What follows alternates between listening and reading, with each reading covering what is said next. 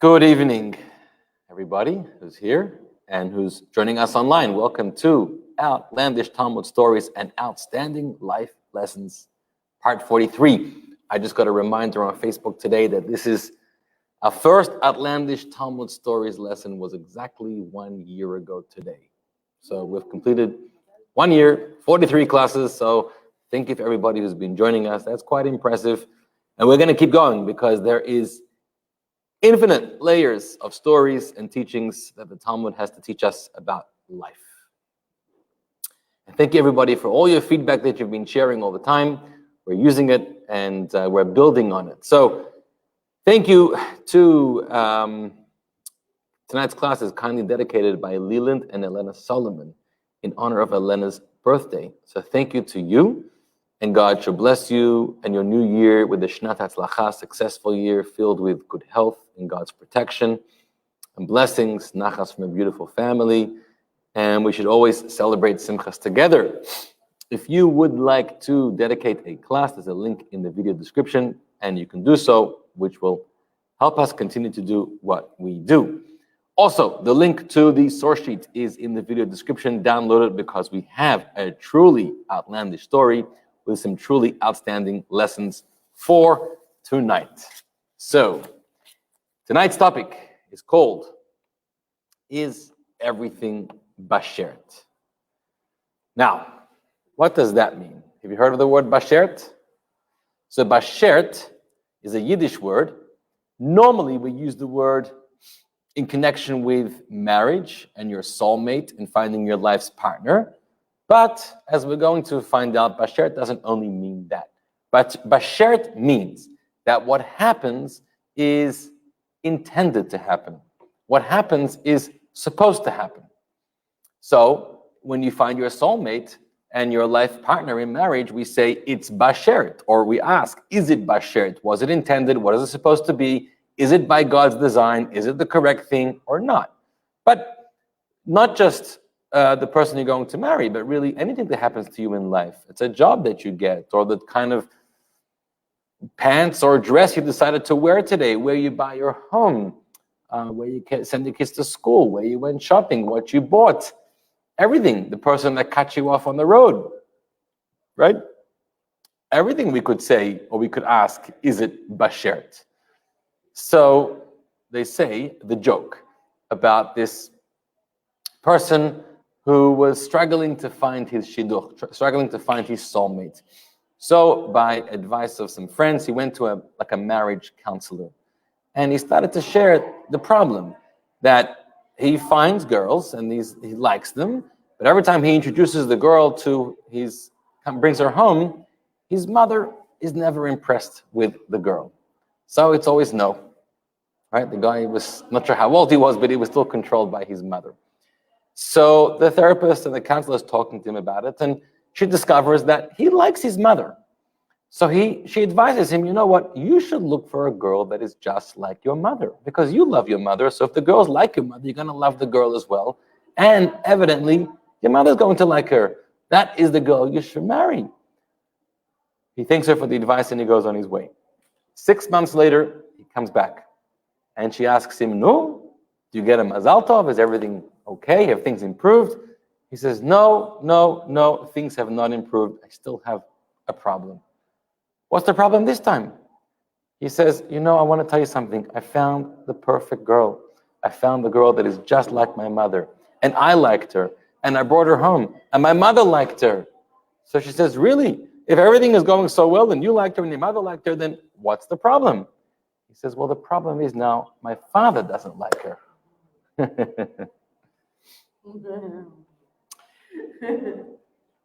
All right? If it wouldn't be true, it could be a joke. So, what's the idea about bashert? On what confidence do we say that if it happens, it's supposed to happen? Do we say that about everything? And then, what kind of role do we play in life if everything that happens to us is just coming our way and sent to us by God? Do we get to make some kind of choices in life? And if we're making choices in life, when you make a choice, there's always two options. Either it's the right choice or the wrong choice. So do we ever say that the choice that we made in life was the wrong choice?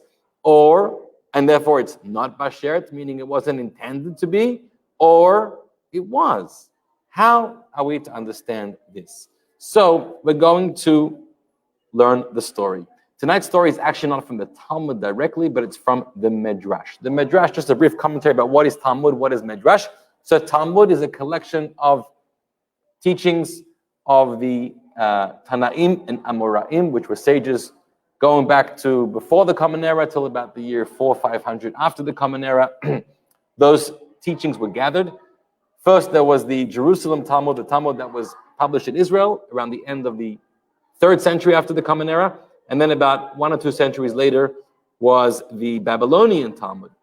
So these are all the teachings that were included in the corpus called the Talmud. Maybe I ask them if they want to be a little quieter. Is it okay? Oh. Thank you so much.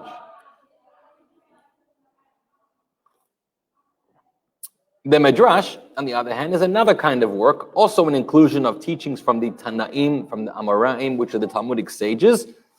But these teachings were not included in the Talmud and were gathered and collected in another work.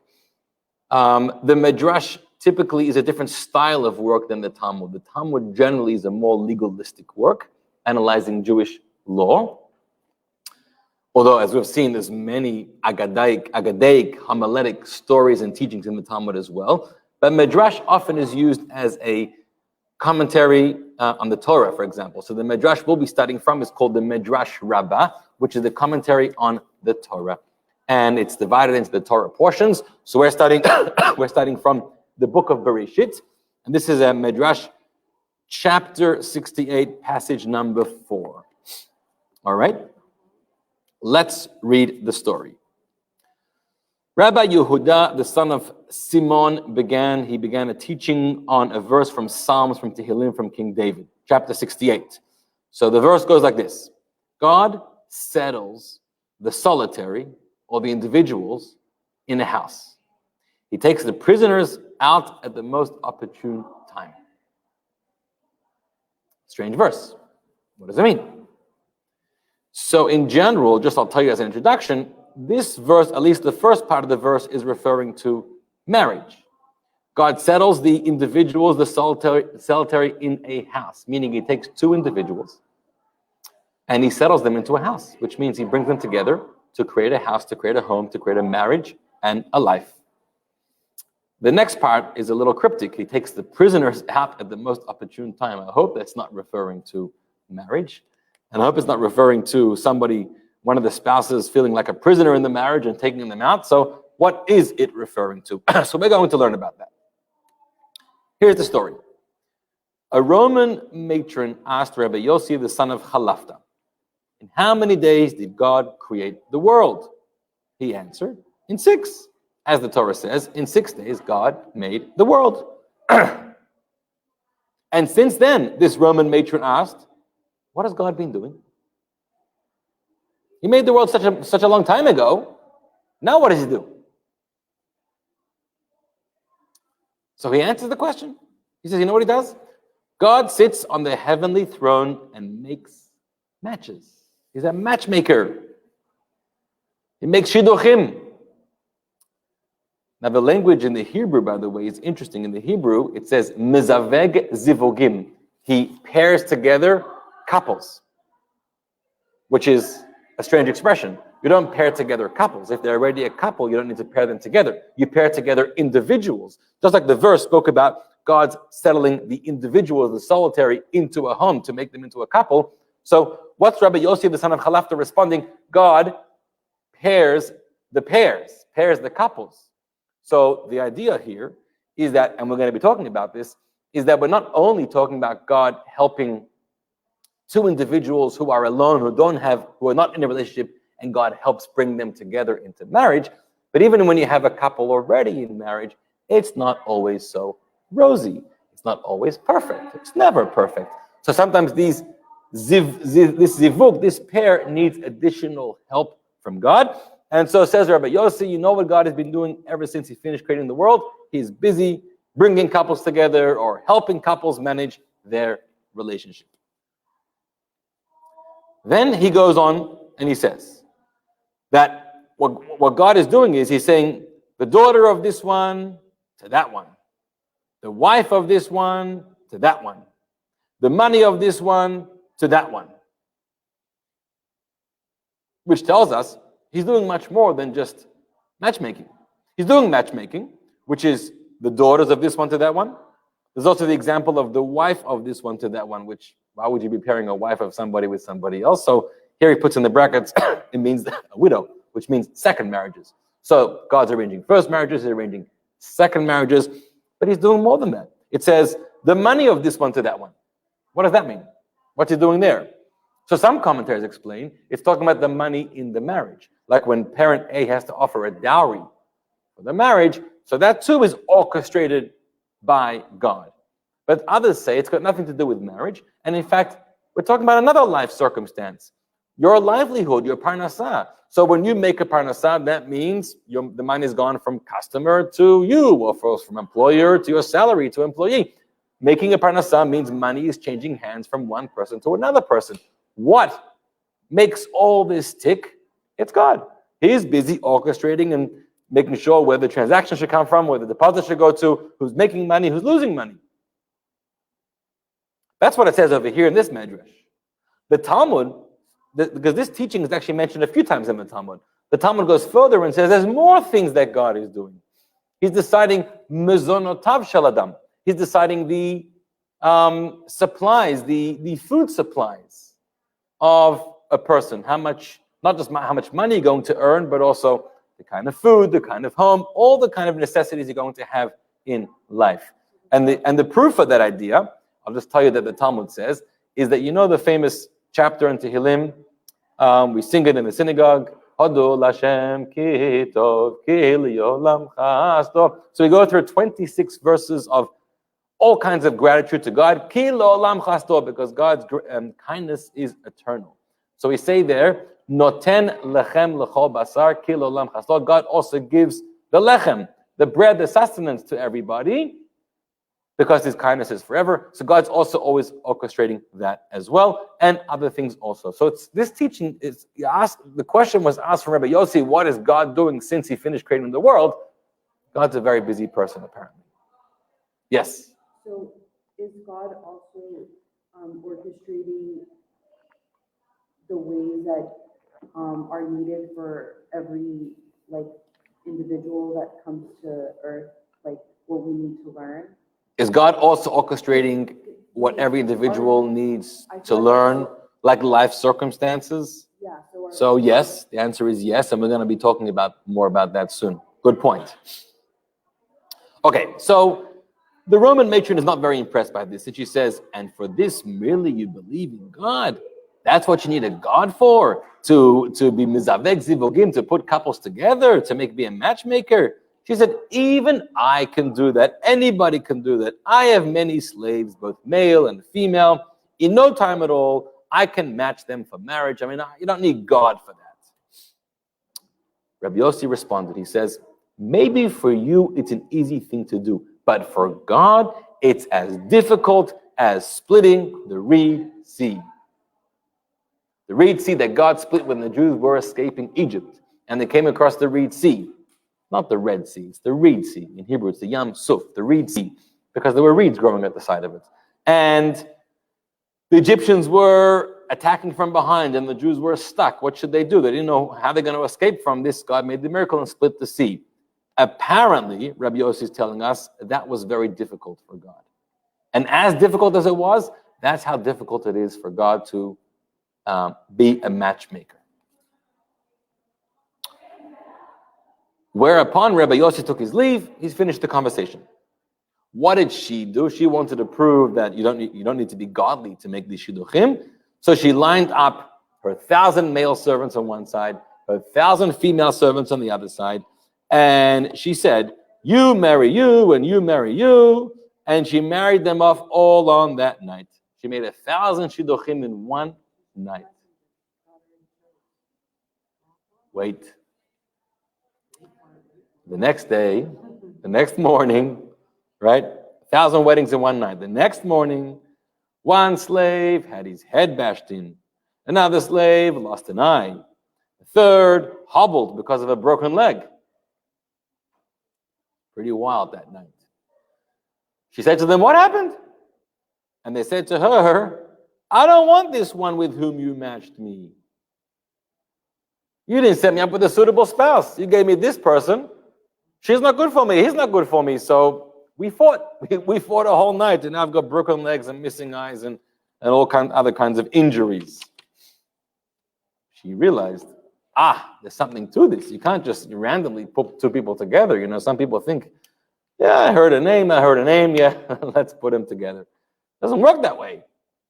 So she immediately sends, I'm on side 2, she sends for and summons Rabbi Yossi. She says to him, and this is very noble of her, she said, you know what, I've realized, there is no God like your God, and your Torah is true, pleasing and praiseworthy. You spoke wisely. This that you told me that God is occupied a whole day with matching people together, I now get it. It's not a simple matter. I tried it myself and it didn't work. It takes a lot of effort, a lot of time, and you have to be somewhat godly to know who should be marrying who. He told her, didn't I tell you? It may appear easy in your eyes, but it's difficult for the God, Holy One, blessed be He, like splitting the sea. So again, he repeats this expression, which keep it in mind. It's as difficult to make marriages like it is for God to split the sea.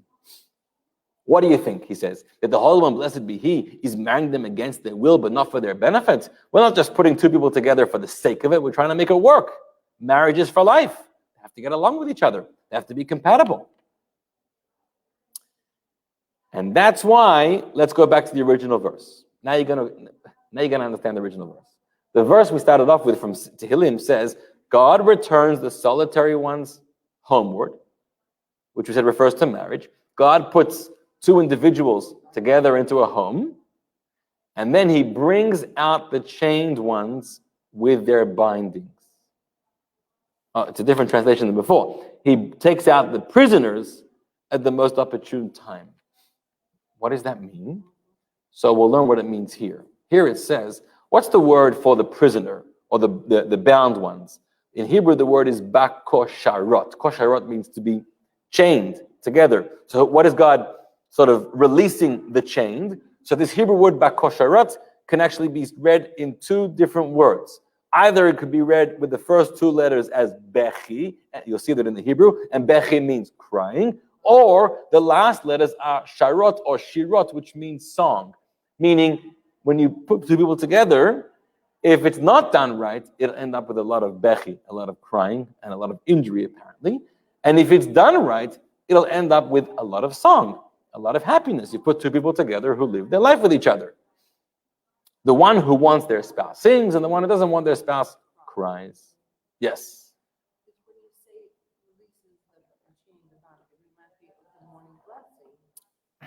So every morning we make the blessing, God releases the bound, right? Well, that can refer to prisoners, literally, or refer to any kind of imprisonment in our life. It is something that we're stuck in. It could be physically stuck, emotionally stuck, mentally stuck, any situation that we're stuck in, and we turn to God to release us, and we bless God that God releases those who are bound.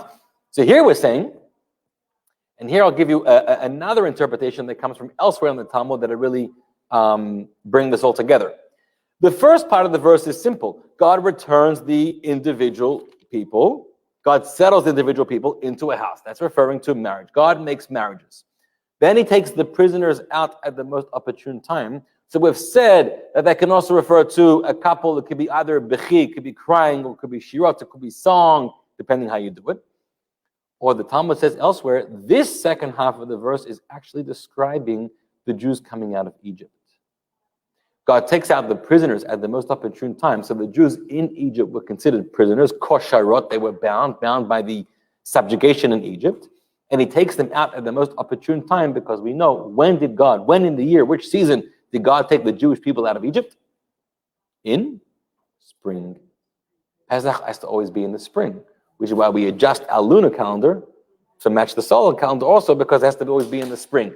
Point of that was, that again is an expression of God's kindness. He could have taken them out any time of the year, but it could have been freezing winter, right in the desert, a cold winter, which would not be a pleasant time to come out.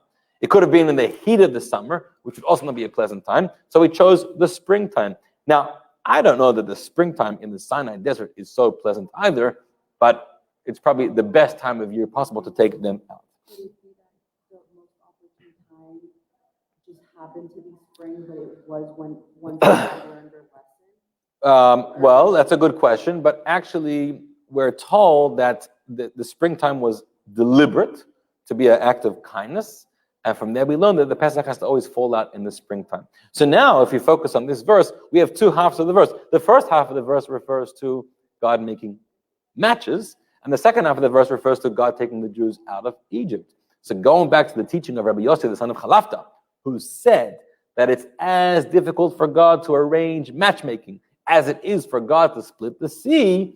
Actually, what's the source of that idea? From this very verse, because the two halves of the verse are connected to each other. The first half talks about marriage, the second half talks about the exodus from Egypt. So this comparison tells us that the two are compared to each other. It's difficult to do matchmaking, and it's as difficult as it is for God to split the sea.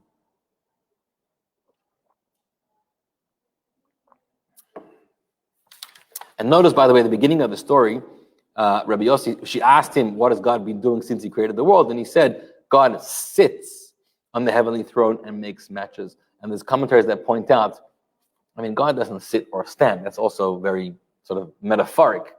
But the emphasis on God sitting on the throne is an important thing, because sitting, what's the difference in my posture, for example, in conversation, if I'm sitting? Now I'm studying and I'm sitting.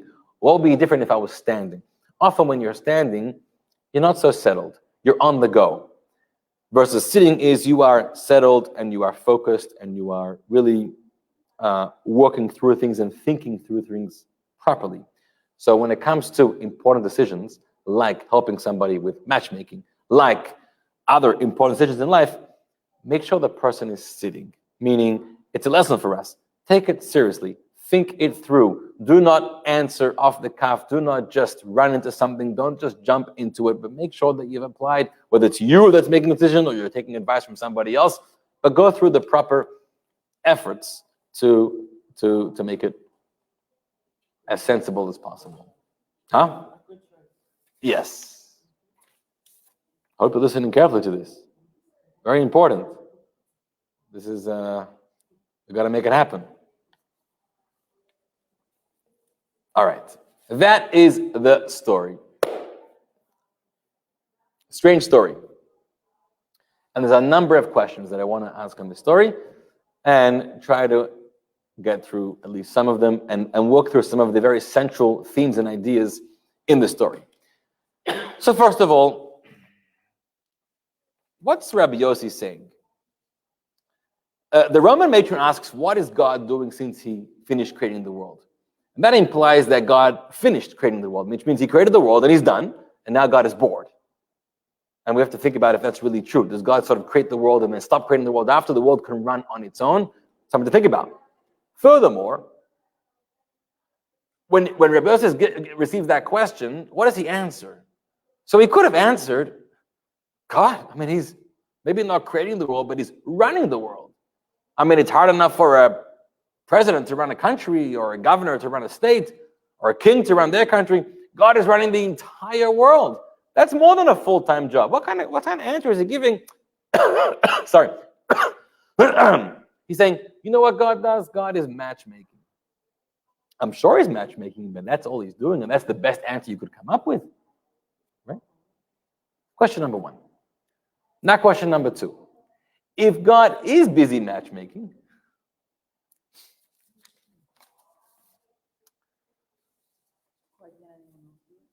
well, that leads us into the idea of Bashert. Bashert tells us that you have your soulmate in life. There is the Kabbalistic idea that a whole soul is part male, part female, and so a soul is split into half when it comes down into this world, half of it entering the male body, half of it entering the female body, and so marriage is really the two halves of a complete soul finding each other, bringing that kind of repair, tikkun, wholesomeness back to their life and getting married. And therefore it is bashert because it was designed by God.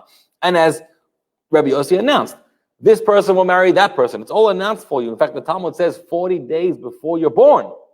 or 40 days after conception. It's all announced. This person is going to marry that person. This house is going to belong to that person. This person is going to earn this kind of income. Everything is designed for you. If everything is designed for you, if everything is bashert, who you're going to marry and what kind of job you're going to have and what talents you have and what achievements you're going to have and how much parnasah, how much livelihood you're going to earn, everything is already designed for you. If that's the case, this raises a lot of questions. Where am I in this whole journey of my life? Is there something called free choice? Do I get to decide anything? Or everything's just decided for me? And everything's decided for me, then what really is the point of my life? I mean, I'm just like this puppet playing out this script, which I didn't write, and I didn't get a voice in. I want to marry someone else. No. We've already decided who you're going to marry, right? Like in some communities, that happens that way. You don't get a say. So what's the point of this? And is that really true that everything that happens in your life is by design? And a further question, if it's really true that whatever happens is by shared, well, let's talk about the matron's 1,000 matches that she made that night. I mean, she may have thought that she made it, but everything that happens is by design. It's all by shared. Why didn't her marriages work out? What happened to those 1,000 marriages? They all came back beaten and bruised the next day. By shared. By shared, that should have happened. Why didn't it happen? Or in general, you can ask if somebody's marriage doesn't work out. Marriages don't work out. It's not a bad thing. It's a very, very sad thing, but it's a reality.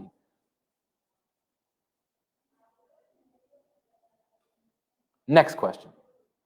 It's difficult for God to do matchmaking, as difficult as it is for God to split the sea. What on earth does that mean? What does it mean that something is difficult for God? We should never make the mistake of judging God on our terms, which is something that we always do. We always speak about God or complain about God or judge God in ways that we humans think. But remember, our human standards of life, the way we judge things, the way we expect things, are all created by God. The God of all creation is not the God that is subject to any of the conditions of creation. So God doesn't get tired, right? The God that gets tired is not my God. Humans get tired, creations get tired, but a God with infinite power, infinite strength, infinite presence doesn't get tired, and nothing is difficult for him. In fact, there's a verse in the prophet of Isaiah that talks about the God who created the world, lo ya'ef velo yiga. He never tires, he never overexerts himself. There's no such thing as hard. Something is not difficult for God. You know, why did God create the world in 6 days? He could have done it in 1 day. So you want to answer, it would be too difficult to do in 1 day. So he did it in 6 days. That's not a very good answer. If it's too difficult in 1 day, I promise you can't do it in 1,000,000 years. He did it in 6 days for other reasons. 6 or 7, and why not 14 or 50 or whatever? It's not because it was hard work for him. Things are not hard for God. So what does it mean that splitting the sea is hard for God? And then what does it mean? We're comparing, it's also equally hard for God to make shidduchim together. We're getting a question. Hold on a minute. So the hardest part for God is splitting the sea, splitting 2 halves of a soul until the sea returns its 2 sides, the souls rejoin. Great question. If I understand what you're asking, I think the splitting of the souls, we'll talk about the souls for a moment, is not the hard part. It seems to be, for some reason, having them come back together is the difficult part. Vice versa, when it came to the splitting of the sea, it was the opposite. It was the splitting of the sea which was hard. And actually, you're touching on something that the Maharal of Prague actually comments, and we're going to get to that comment in a moment. So thank you for sharing that. Gary says standing is formal and sitting is more informal. So great point. And I think that's supporting what we said earlier. When you want to have these really DMCs, you know, I need to have a heartfelt conversation with you.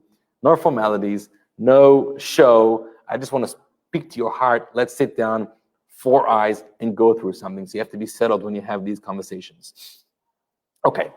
So what does it mean that it's hard for God? Now, this that we said, what's hard for God? Splitting of the sea is hard for God. Also, matchmaking is hard for God. And then the Talmud goes further elsewhere to say other things are hard for God. For example, this that we said earlier, that God is orchestrating, God is providing your mizanot, your sustenance, your food, your house, all those things in your life. The Gemara says that too is difficult for God, just like splitting of the sea is difficult for God. And the proof for that is, remember the Psalm, the chapter I quoted for you earlier. It says, "Nosen lechem lechol basar kilim chol." God gives the bread, the supply, the sustenance to every single person because He's forever kind. And then it says right next to that, "Gozer yamsuf ligzarim." God split the sea into parts. Kilim chasdo, because God's kindness is eternal. So these two things are again juxtaposed: the providing of a person's sustenance and also the splitting of the sea. So we say one is as hard as the other. Just like in the verse we said that the two things that juxtapose, the marriage and the splitting of the sea, also one is as hard as the other. Yeah. Maybe it's hard because we do have free will and we are a stiff-necked people and we kind of go against. So Bonnie is saying, you know why it's hard for God? If we wouldn't get in the way, if we would play along with the life script and it's all been designed for us, it'd be easy for God. But the problem is God is trying to put us together with that person, and you're getting in the way because all of your thoughts and all of your meshigasim and all of your babamaisis are not allowing you to see through and see clearly what is really there for you. So you're making it hard for God, right? So it's an interesting point. Fair point. Yeah. So could it be that the good path is already decided, but it's our choice if we go down that path or if we take. So you're saying God decides the good path, the intended path. This is who you're supposed to marry. This is where you're supposed to work. This is how much money you're supposed to make. This is the kind of life you live. And this. Now, if you could make choices otherwise, and those choices would be negative choices or wrong choices or possibly harmful choices in your life, right? So you can make choices that are not intended by God. Interesting. Interesting. So then you have the power to defy God's will. No, because I feel like the good path can only be improved by like thyself, but I mean, there is the idea that possibly you could make some poor choices which were not part of God's design. But the idea of God's design in your life is that no matter what, eventually you will get to where you're supposed to be. Your choices can decide how long it'll take to get there. When you make the right choices, you'll get there quicker. When you make the wrong choices, you're sort of going off the path. It's going to take you time to get back onto the path, but you will get there because it's God's plan. Let me go through a couple of ideas, and this may, things you're bringing up may tie into this. So let's try to piece some of these things together. There is a classic, I'm going to share a few classic commentaries, and then I want to bring a real underlying theme and idea over here. So one classic commentary talks about what does it mean something is hard for God? Why is it hard for God? So two things are hard for God. One, God is good. We have this concept, God is tov, God is the penultimate goodness, and teva tov lehetiv, it's the nature of a good person to want to do good. That's God's nature. So therefore, two things come hard to God. One thing is when God wants to do good, but the person is undeserving. I want to do good for you. I want to bless you. I want to give you, but you're not deserving for whatever reason. Now, the problem when you're not deserving is that all of these sort of prosecuting forces, midat hadin, these forces that are like the Satan who works against you, makes the case to God and says, why are you planning to give this person the blessing that you want to give them? They're not deserving. So God needs to overpower these forces that are working against you to get those blessings over to you. That's why it's hard. It's hard when you have to bless and give someone who's not deserving. That's one instance of something being hard. Or the opposite instance of something being hard is when God has to refrain from giving, almost like a punishment, and God says, I don't like to do that. It's not in my nature. I'm good, and the nature of goodness is to do good. But because I'm also a just God and an honest God, and there's the system of reward and punishments, even though I don't want to withhold from you, but sometimes I have to. And that's why it can be difficult for God. We find these two things, these two aspects when it comes to the splitting of the sea. Because in the splitting of the sea, God is rewarding the Jewish people by saving them, but apparently they weren't so deserving of this kind of reward and miracle. I mean, who are these Jews already? The measures that Talmud tells us, these Jews who had spent centuries in Egypt almost became like Egyptians. They were idolaters. They were pagans. They almost lost their Jewish monotheistic way of life.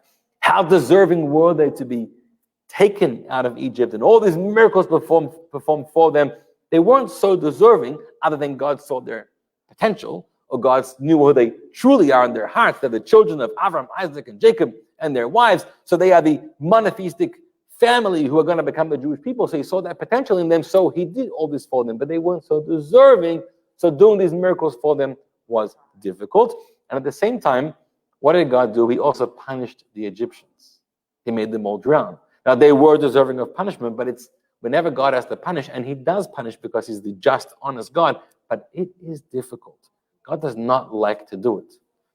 There's an expression, and this is a very important Jewish theme, Binfol oyivcha al tismach. When your enemy is falling, do not rejoice.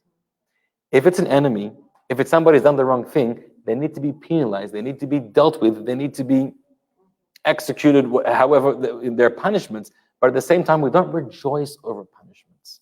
You know, some of our enemies, or Israel's enemies, rejoice when they manage to kill a few Israelis or Jewish people. When we defend ourselves and we kill others, we need to do that. But we don't rejoice. We don't go into the streets throwing candy and shooting our guns in the air and celebrating because we killed a few enemies in self-defense because they were trying to kill us. That's not the Jewish way to do things. So that's a sort of a description of what's this difficulty of God. And that's one commentary. There's another beautiful commentary.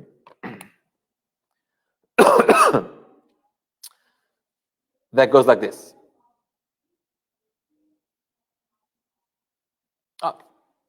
Maybe we'll get there because, I have to be mindful of the time over here. We could talk for a very long time.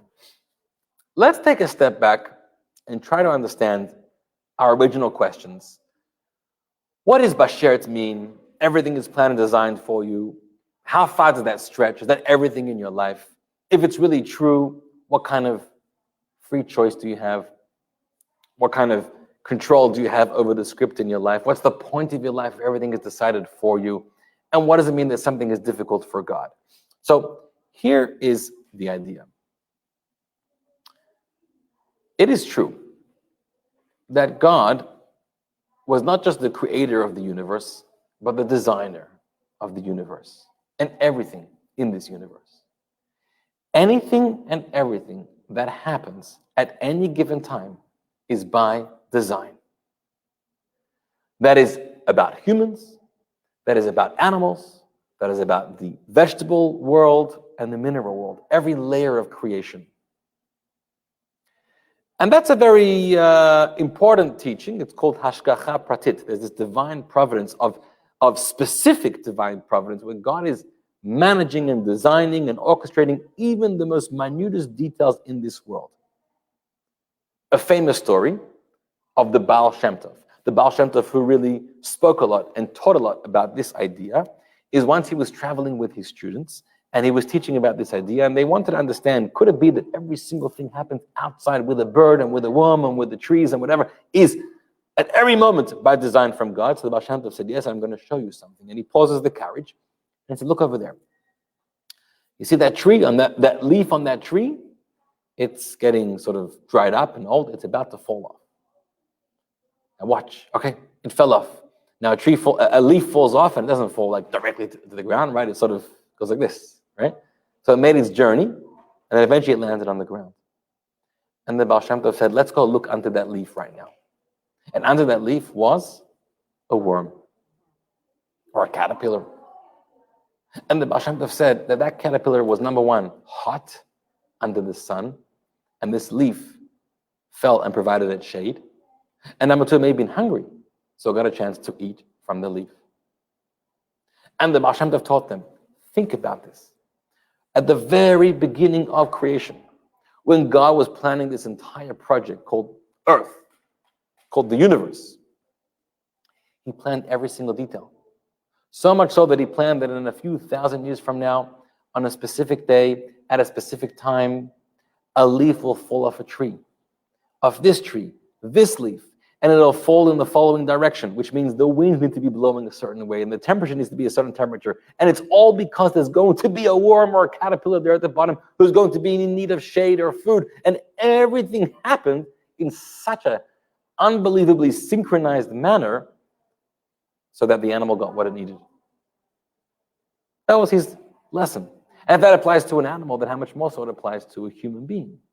So yes, everything that happens to you in life is by design. So then, do I get to make choices? Do I have a say in my life? Should I be making any effort? Right? Where does my life and my choices come into the picture? So here's how it works. Listen to this amazing teaching, because now we're going to get into the splitting of the sea, what it teaches us. There was another medrash where the question was asked, in what merit did the tribe of Judah attain kingship? We know that there were 12 tribes amongst the Jewish people. The tribe of Yehudah were going to be all the kings, starting with King David and all the kings after that, and the future king, King Mashiach, will all come from the house of David. David has kingship. Why did the house of David, the descendants of Judah, merit kingship? So, the Medrash explains, when the tribes were at the sea, each one said, I will not go down first.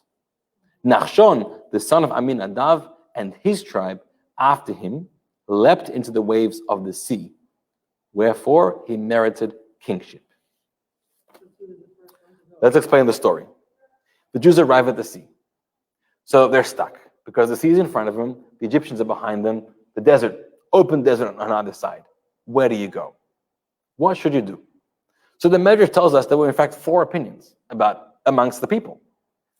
Some people said, it's over, we're going to be caught, so let's just jump into the sea and kill ourselves. Let's sort of die with dignity than to die by the hands of the Egyptians. That was one group. The second group said, no, let's fight. Let's fight. Maybe we'll win, maybe we'll lose, but let's try to fight against the Egyptians. Group number 3 said, there's no chance. Let's give up, wave our white flags, and return back to Egypt. Group number 4 said, let's pray to God. Let's not commit suicide. Let's not fight an impossible battle. Let's not become slaves again. Let's pray to God.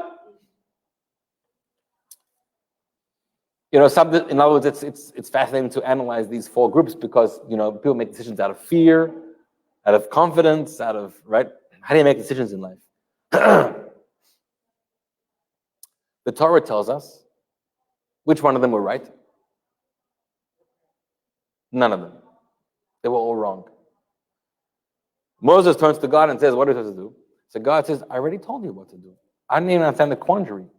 I told you to travel, to move.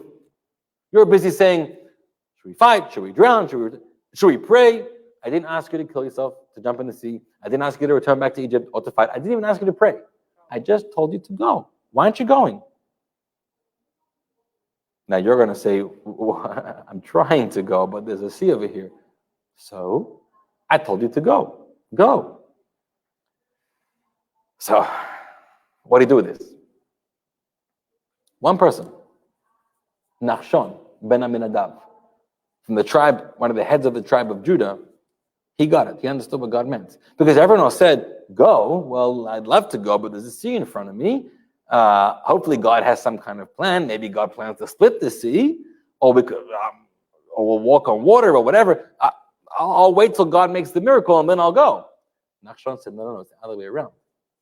I'm going to go like God commanded. And he started to walk into the sea. And the Medrash describes he started to walk, and he walked in, and he got deeper and deeper and up to his neck, and everybody sees him out there in the sea, and they're afraid, maybe he's going to drown. What's going to happen to him? I don't know if he knows how to swim. I mean, there were no swimming lessons. They never got a chance to swim in those days. And as soon as it reached his nose, the sea split. You know what the splitting of the sea teaches us? Yes, God had designed that the Jews should leave Egypt safely. Yes, God had designed that they're no longer going to be slaves and they're going to become a free people. Yes, they're going to make their way safely away from the Egyptians, away from Egypt, to the promised land, to Israel. First to Sinai to receive the Torah, then to Israel. Yes, yes, yes. But just because God has made those plans does not mean or does not give you the right to fold your arms and say, all right, God, take me. If you say that, then you're not living a life. Then you're just subjecting yourself to all the whims that come your way, whether they do or they don't come. You think God has everything packaged for you. No, that's not how it works. You know how it works? Number one, the plan that God has for you in life, it's true there's a plan for you, but you don't know about this plan. It's not like God communicates to you every single night, this is what's going to happen to you in the coming day. You're going to get this job offer, but you should reject it. Then you're going to get this shidduch offer, you should take. No. It doesn't happen. It's all blind. We don't get told. Now, just you should recognize, some people think that if my whole life is planned by God, that's like a little bit disheartening. Like my life is so scripted. I'd love if it wasn't so scripted and predictable. It's the other way around. We should be very grateful that our life is designed by God. Because think about the alternative. Imagine if we were told there's no design to your life. There is no plan to your life. And that would therefore mean there is no purpose to your life either.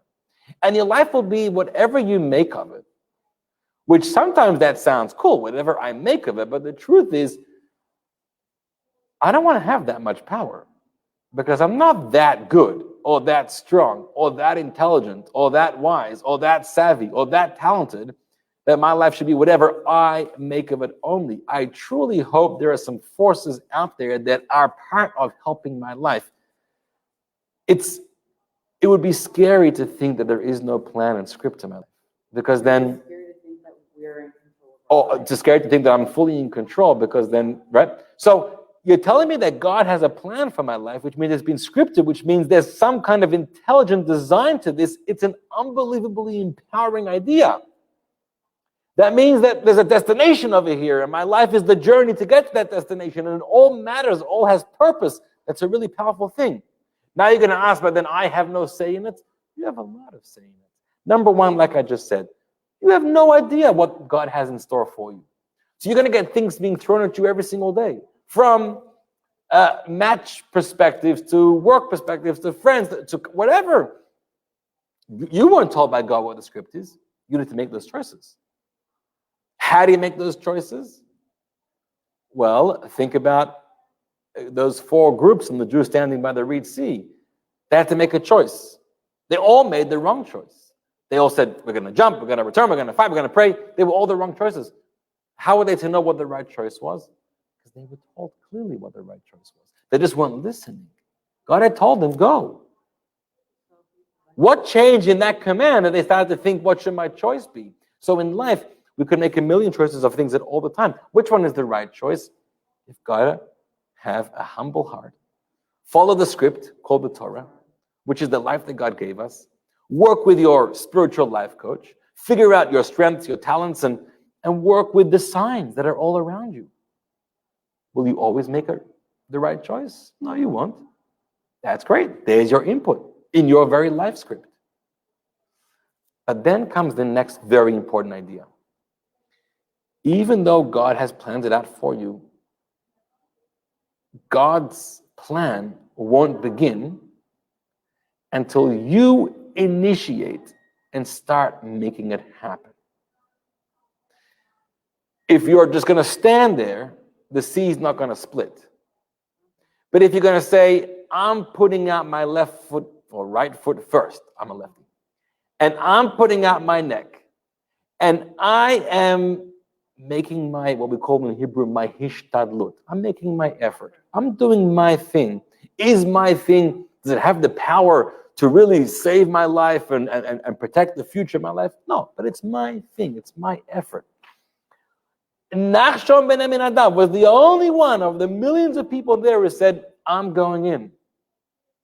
But the sea hasn't split, but how are you going to get to the other side? You don't know how to swim. I don't know the script that God has for me, but I know that there's the big command. I've got to go. So I'm going. And because he went, for him, the God split. In his honor, in his merit. Here we get into the difficulty aspect.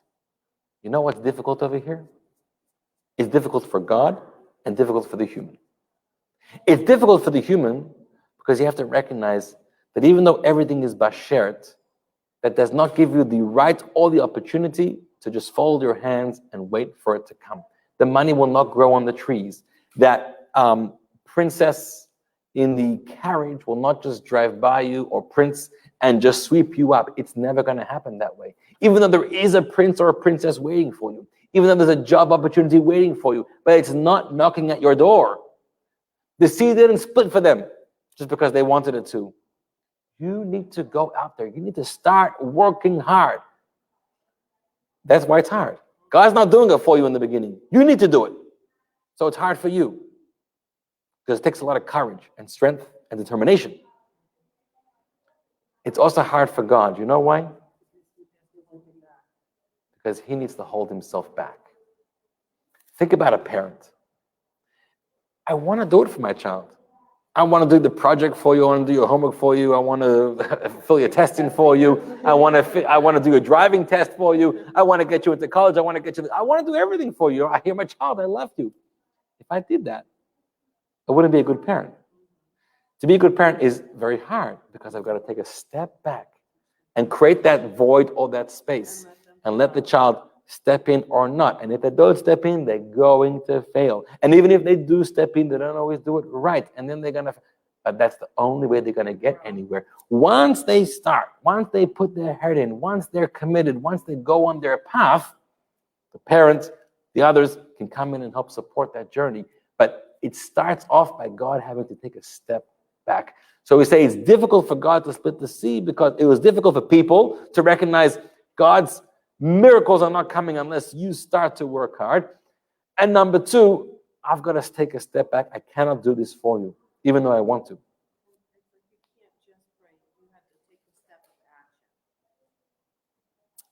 And that's another lesson. Like you say, pray. That's a good point. One of the groups wanted to pray, and God said, prayer is not the right thing. There's a time for prayer, and there's a time for action. So yes, allocate time for prayer for the things that you need, but don't pray a whole day.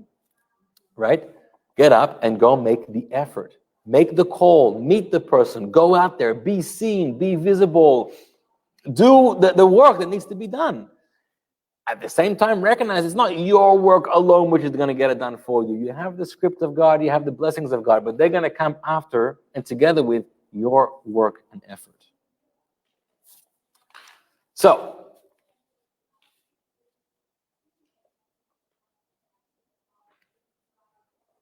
one final teaching, if we have time for it. I have this really beautiful teaching about marriage. Now, by the way, there's a lot more to discuss about the comparisons of marriage to the splitting of the sea. And I didn't turn this class into a dating class or marriage class, even though we could do a separate class of the comparisons of splitting of the sea to marriage. Maybe we'll do it another time. But I'm just providing a general outline in this class about the idea of splitting of the sea, about the idea of Beshert, about how in life we have the script from God, but we need to put in our effort as well. So the story goes, I have a really good story to share, but I'm not going to have time for that. So I'm going to share with you two different stories. You have to come back another time. So first of all, there's a rabbi, a very elderly rabbi in New York now. His name is Rabbi Alter Metzger. And, you know the name? So he may have stuff online. Yeah, so he's a super guy. And I used to study with him and talk with him a lot. He's a professor. He's a very wise person. Now, when he was a young man, he was getting older in his years, especially in the religious community. I'm not sure what age he got married, but he was trying hard to find his shidduch, and he was having a hard time. So somebody told him, you should go ask the Project-Rabbi, asking for a blessing for a shidduch. You need a blessing. So he was convinced to go to ask the Rebbe for a blessing, but he was a little uncomfortable to say those words, I want a blessing for a shidduch. Like it maybe makes yourself very vulnerable or makes yourself very self-pity, whatever. So he thought of a different way to say it. He said, in Yiddish, he said, Rebbe, ich bet a bracha af kriyas yamsuf. I'm asking for a blessing for the splitting of the sea. And he knew that the Rebbe would understand what the Gemara says, splitting of the sea, finding a shidduch. So the Rebbe smiled. And the Rebbe answered, Nicht kriyas yamsuf, aber kriyas yamsuf. The Gemara doesn't say the difficulty of the splitting of the sea, but it says difficult like the difficulty of splitting of the sea. There's a kaf. The kaf means like. And when you say the kaf, it means it's like that, but not entirely like that. So he was telling him in code form, don't think it's as difficult as splitting of the sea. It's difficult, similar to the difficulties, but don't make it more difficult than it really is. In other words, it was a word of encouragement. You can do this. And apparently he did it because he has a wife and he has children and grandchildren and maybe even great-grandchildren today. So one more story for tonight. We have another comment here. So Gary says, it's being a partner with Hashem in discovering your true purpose. It is. And as partners, if anyone's ever been in a partnership, you know that if one person's doing all the work and the other person is not showing up or participating, that's not a partnership anymore. So yes, God wants a partnership. If we're expecting God to do it for us, it's not the partnership. It's not going to work. Finally, one last story. You have a question? Yep, go. Could he be pairing the couples because he's pairing the souls? Like our third souls or yes, God is pairing the couples. Well, you have to understand something, and I'm not going to get into this now, but that'll be for our next time we discuss this topic at greater depth. God planned these two halves of the souls. Now, when they came down to this world, they were still their perfect, pure souls from in heaven. They were a perfect fit. The issue begins, or the problem begins, now they come into this world, and this one lives their life their way, and that one lives their life their way, which affects their soul, affects everything, their energy, affects everything about them. 25 years later, they're not so compatible anymore. So we got a problem. Are they still soulmates? Is there a different one that's more compatible, but it is a soulmate, but it's not a soulmate? We got to talk about that. But here's a final story. Lest anyone thinks that you're not going to find your soulmate, and we're talking to some people here who need their soulmate one day in the right time. So listen to this truly outlandish story that I read in the Medrash. I've never heard this before. I shared this with a bunch of people today, colleagues, if they ever heard of it. No one heard of it, but it's in the Medrash. It's a story about Shlomo HaMelech, King Solomon. King Solomon had a daughter who was the most beautiful princess in the whole world. Shlomo was concerned as the girl was growing up, who is she going to marry? She needs to marry the most beautiful, learned, wise prince in the whole world. So whether he used astrology or other kinds of means, he wanted to look into the future, who's my daughter supposed to marry? And in those messaging, those signs, he discovered that the boy his daughter's going to marry is a poor, destitute boy, young man. Somebody sloppy, somebody not appropriate for his daughter. So King Shlomo was very concerned. I don't want my daughter ending up with that guy. So I'm going to protect her. What am I going to do? He built in the middle of the ocean or the sea or the Mediterranean maybe, he built a huge tower, fortified from all sides. And he built in this tower structure, there were no doors, no one could get in, no one could get out, and he lands there, his daughter together with a bunch of watchmen, guardsmen who are guarding this tower. No one's ever going to make it there. So he's trying to trick God. This guy is never going to be able to find her over there. I'm not sure what he expected her to find, the shidduch that he wanted her to find. I don't know what his plan was. Okay. In the meantime, this young man we're talking about, who's a very poor person, was once traveling on the streets, the deserts, the mountains in Israel. And it was an evening. It was very cold. He had no money to pay for a rent, for an inn. He had to sleep on the street. It was freezing cold. So he found a dead animal, a carcass, and he saw there's a cavity inside, like the rib cage, and he felt that if he goes to sleep over there for the night, it'll be warmer. So he goes inside there and he goes to sleep. In the middle of the night, whilst he's sleeping there, a vulture saw this corpse and picked it up and wanted to go somewhere safe to eat it without being threatened by other birds. So he flies over to this tower and lands on the roof of the tower and eats whatever it remains on that carcass. In the morning, this guy wakes up and he's like, hey, where am I? And he sees he's on a beautiful tower and there's the ocean. Now, this princess every day would have the custom to go for a walk. She had to air out. She goes to the roof of the tower. It's the only place where you can go outside. She goes to the roof and she sees this guy over there. And she says, "Who are you?" He says, "I'm a simple guy. I don't know. I don't even know how he tells her the whole story of how I fell asleep. This is how I got here. It ends up that even though he's a poor person, he's actually a big Talmid Chacham. He's a big scholar. He's dedicated a lot of his life to learning Torah. He's a wise person. Well, him and her get along really well. Until the point that she asks him, "How about marriage? Should we marry each other?" I mean, we didn't have many other options anyhow over here in the ocean. He says, "Yeah, let's get married to each other." So she turns to the heavens and she says, "God and the heavens, the skies and the earth, you're going to be our witnesses." And they perform a marriage. He makes a wound, he lets out some blood, and he takes the blood and on, I think, maybe some leather from that carcass or something, he writes out a marriage document with his blood. Very romantic. And here's the marriage document, and they get married. Sure enough, soon after, she gets pregnant. Now, a little while later, the guards notice that she's getting pregnant. They say, "Are you pregnant?" She says, "Yes." They say, "From who?" She says, "It's none of your business." I guess the guy was hiding somewhere. So they get really worried because the king, Shlomo, needs to find out about this, but if he finds out about it, he's going to blame them, that it wasn't their fault. So they right away send messages to Shlomo, "Something's a mess over here, you've got to come figure this out. You are a wise guy after all, Shlomo Melech." So he takes a boat and he goes over to the tower and he meets his daughter, and sure enough, she's pregnant, she's showing. He says, "What's going on over here?" She says, "Well, I'm married." "And who are you married to?" So she shows him this guy and the story of how she met him on the roof.